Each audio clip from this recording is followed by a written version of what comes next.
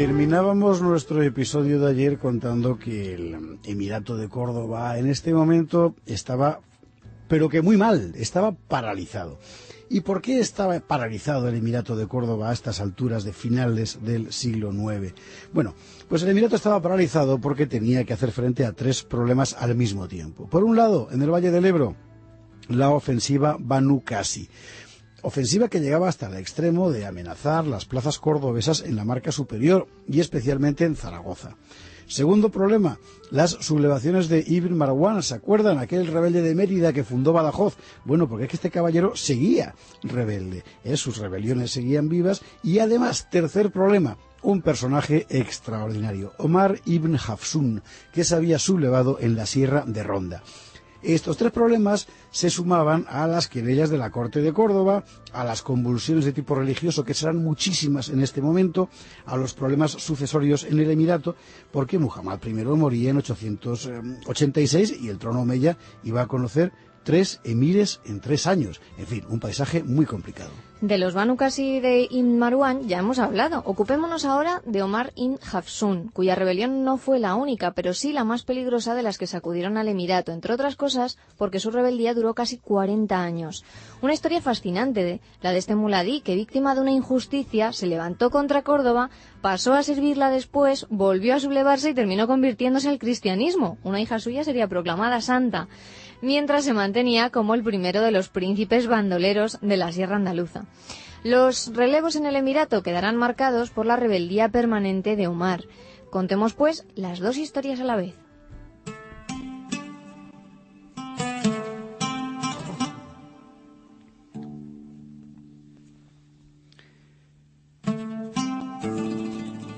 Omar era un muladí. ¿Qué quiere decir un muladí? Bueno, un muladí era un hispano convertido al Islam. Había nacido en una familia noble de origen godo, los Hafs, con propiedades en el área de Parauta, en la serranía malagueña de Ronda. El padre de Omar murió bajo las garras de un oso. Nuestro protagonista tenía además 2 hermanos. Podemos imaginar su vida como la de cualquiera de los miles de muladíes que después de 711 dejaron de ser godos cristianos para convertirse en hispanos musulmanes. La conversión les permitió mantener sus propiedades y su posición social, que de otra manera habrían perdido. Pero la invasión musulmana no iba a traer solo una religión distinta y unos jefes nuevos, sino también grupos étnicos y sociales que se comportaban como los nuevos amos del país. Y aquí es donde la vida de Omar se va a complicar y mucho. Hemos de situarnos en algún punto de la Sierra Malagueña. Entre sus riscos pasta el ganado de la familia Hafsun. Pero hay más ganado y más ganaderos. Los bereberes se han atribuido derechos. Y uno de esos pastores bereberes comienza a robar las reses de la familia Hafsun. Omar lo descubre y persigue al ladrón. Le da caza y los 2 ganaderos se enfrentan. En la refriega, Omar mata al ladrón berebere. Nuestro protagonista sabe que se ha metido en un lío serio. Ante la justicia del emir, un berebere siempre será más favorecido que un muladí. Por otro lado, los bereberes conservan todos sus hábitos tribales. Omar sabe que los enemigos del ladrón querrán tomarse la justicia por su mano. Pues no le queda otra opción que huir. Así que el fugitivo se esconde en el Alto Guadalhorce, en el desfiladero de los Gaitanes. Allí se elevan las ruinas de un viejo castillo, Bobastro, que será la inexpugnable base de operaciones de Omar. El caso de Omar no es una excepción. Hay en la región otros muchos fugitivos. Omar forma una banda y comienza a robar por las campiñas cercanas. En uno de estos saqueos es atrapado. El gobernador de Málaga, que ignora el episodio del asesinato del berebere, cree que tiene en sus manos simplemente a un ladrón y se limita a hacer azotar a Omar. Antes de que alguien revele el secreto, Omar pone tierra de por medio, o más precisamente agua, porque se escapa al norte de África y discretamente se instala como aprendiz de sastre.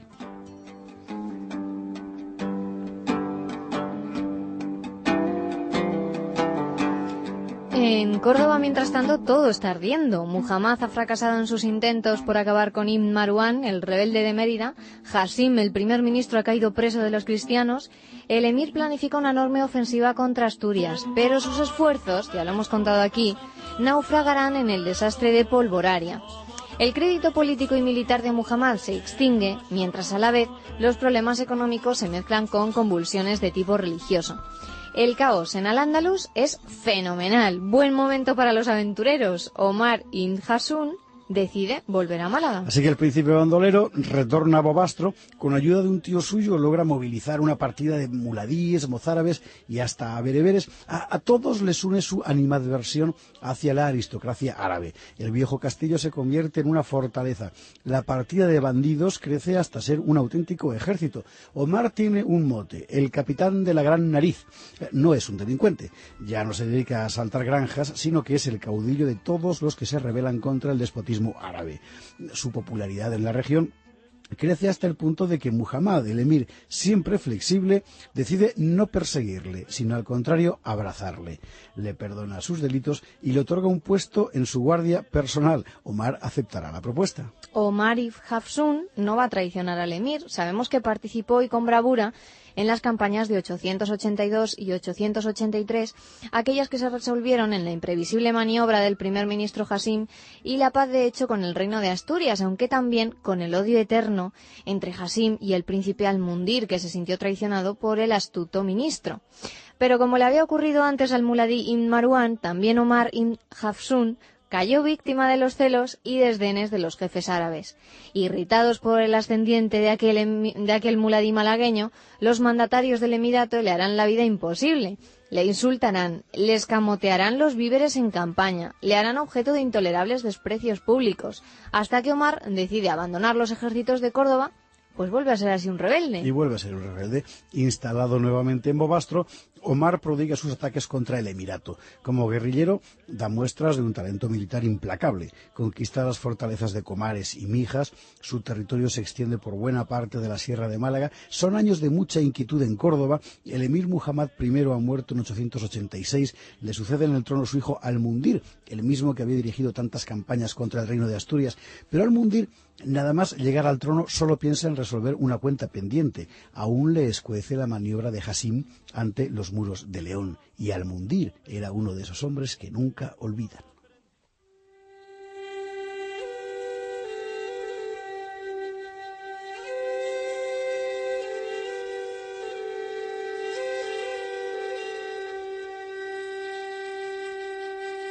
Cuentan las crónicas moras que durante las exequias fúnebres del difunto emir Muhammad, el ministro Hasim se permitió recitar unos versos. Decían así: «Consolaré mi alma por vuestra pérdida, oh Muhammad, leal amigo de Dios y bienhechor insigne.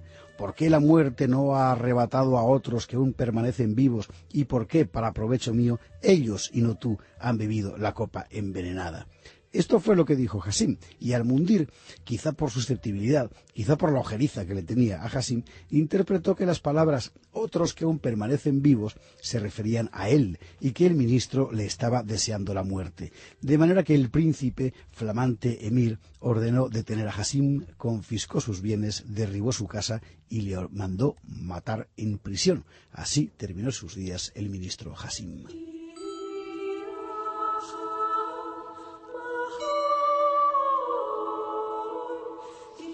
En cuanto a Al-Mundir, no le esperaba una vida larga, y en ello tuvo mucho que ver Omar ibn Hafsun, nuestro personaje.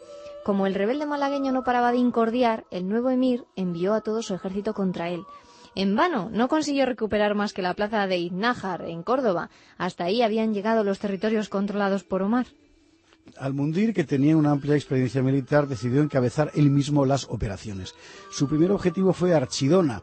Los rebeldes se rindieron al saber que el emir en persona les asediaba, pero Al-Mundir, cruel, mandó ejecutar a los defensores. Más precisamente, mandó ejecutar a los mozárabes, o sea, a los cristianos, perdonando la vida a los muladíes, o sea, a los musulmanes. Bueno, después de Archidona tomó Priego, y después de Priego, el emir marchó directamente contra Bobastro, el cubil de Omar ibn Hafsun.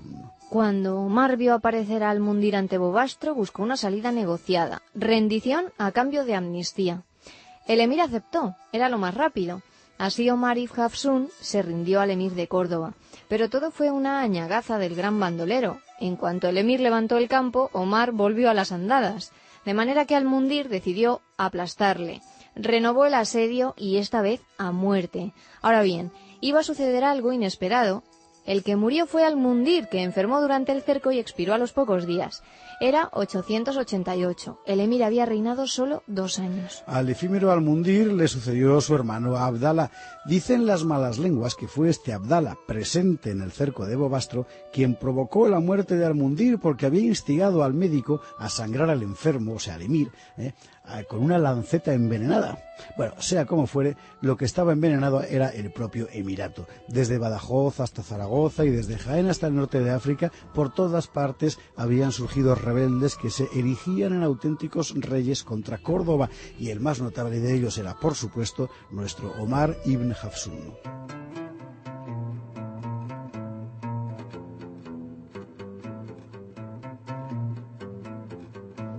Desde su base de Bobastro, Omar saca partido de la debilidad del nuevo emir y empieza a actuar en todas direcciones.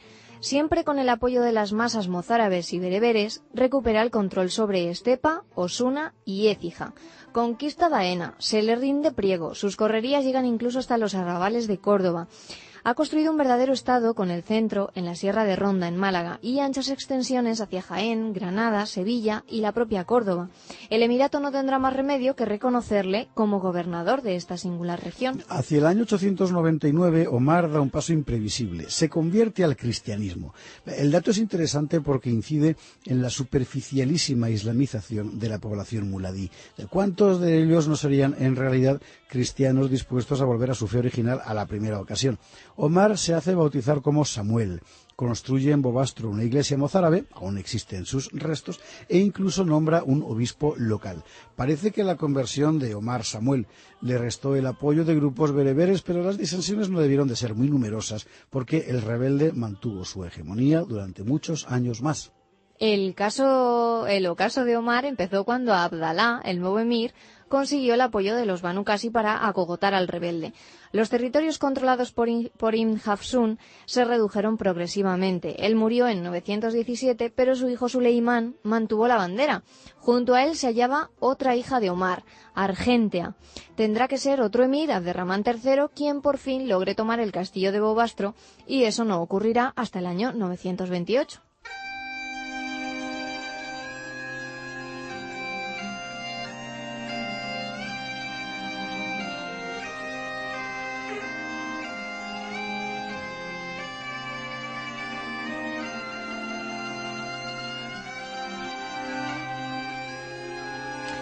El clan Hafsun tuvo que marchar al exilio. Abderramán, implacable, ordenará desenterrar el cadáver de Omar y colgarlo de la muralla.